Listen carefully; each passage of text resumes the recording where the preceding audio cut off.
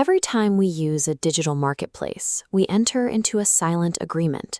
We assume the glowing text and polite messages on our screens belong to ordinary, predictable people who simply want to buy or sell. Predators rely entirely on this assumption. A digital profile provides a seamless shield, allowing them to bypass the natural psychological alarm bells that would normally trigger if a stranger approached us on the street. To understand how these digital traps are set, we have to look at the exact geographic locations where these online transactions are forced into the real world. We can map these out as three distinct vectors of vulnerability: their turf, your turf, and neutral turf. The moment a buyer and seller agree to occupy the same physical space, the protective barrier of the screen evaporates. The interaction is no longer governed by the rules of the app, but by the physical environment itself. The geography of the transaction reveals the specific tactical advantages the predator seeks to exploit.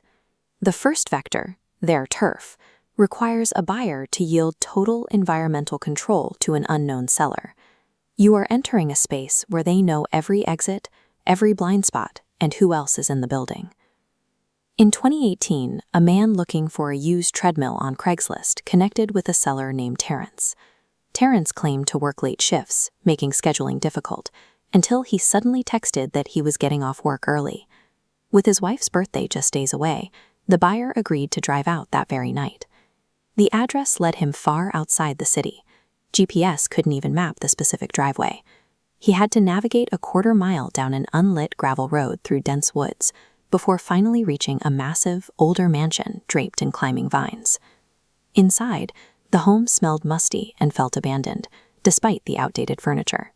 As Terrence led him upstairs to a spare bedroom, the buyer glanced into an open door down the hall. Sitting on the edge of a bed was another man, staring back at him with a hollow, dead expression. Neither Terrence nor the buyer said a word. Terrence showed him the treadmill in the last room of the hallway, then abruptly hurried downstairs to grab moving equipment. Left alone, the buyer heard soft footsteps enter the hallway. Suddenly, the footsteps broke into a sprint toward the room, stopping just out of sight by the doorframe. The buyer heard heavy breathing. When he called out and stepped forward, the hidden man sprinted away, slamming a bedroom door shut. Trusting his gut, the buyer ran for the stairs. Terrence was hurrying up from the bottom, quickly hiding something behind his back. The buyer pushed past Terrence's wide, fake smile, bolted out the front door, and jumped into his borrowed truck. As he sat down, the vehicle leaned heavily to one side. Terrence had slashed the tires. The buyer threw it in gear and drove out of the woods on the flats. On their turf, the item being sold is often just bait. The true objective is to weaponize geographic isolation, physically trapping a target long before any transaction actually takes place. The second vector, your turf, challenges the assumption that we are safest at home. A locked door and a secure apartment complex offers zero protection if you willingly invite the threat inside. A young woman living alone in a secure, key-access apartment complex listed a heavy couch for sale. She assumed the building's layout and the presence of neighbors made it a safe environment to let a buyer, Carson, inside to move the furniture. Over the phone, Carson was talkative and confident. In person, he was scruffy, quiet, and deeply lethargic. He stood in her living room showing absolutely zero emotion, staring blankly at the couch he supposedly came to buy.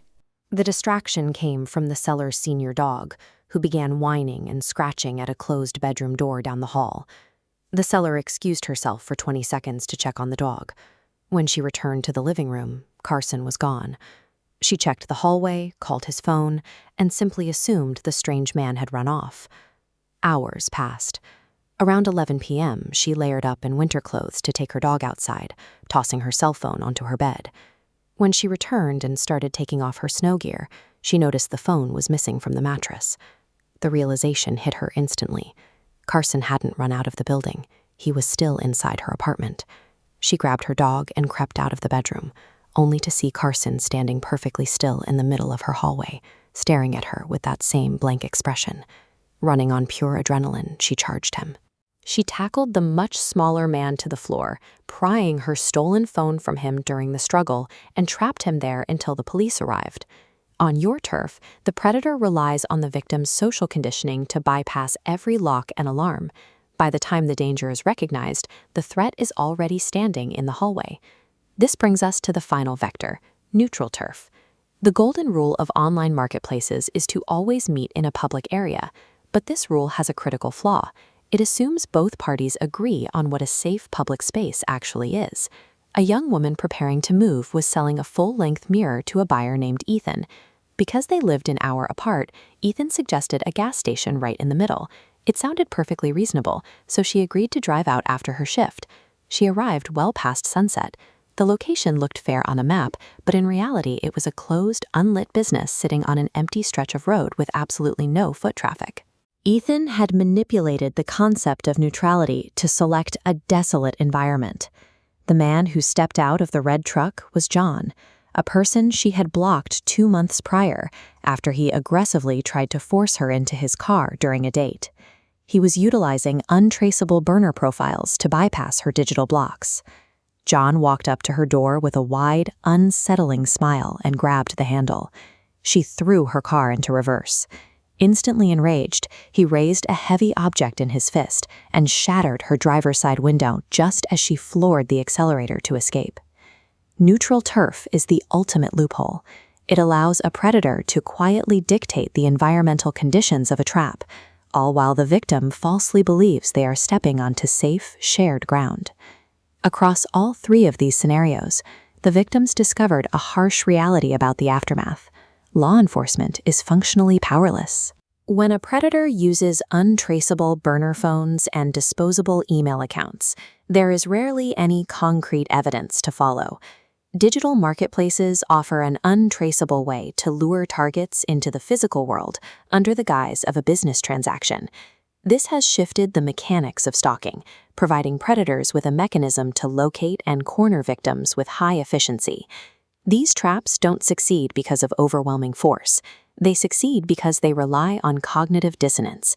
Victims routinely ignore the musty smell of an abandoned mansion, a stranger's severe lethargy, or a desolate parking lot, all to avoid breaking the social contract and appearing rude. Digital anonymity provides a screen, but that screen disappears the moment a transaction begins. Staying safe means prioritizing the survival instinct over social expectations, because when a situation feels wrong,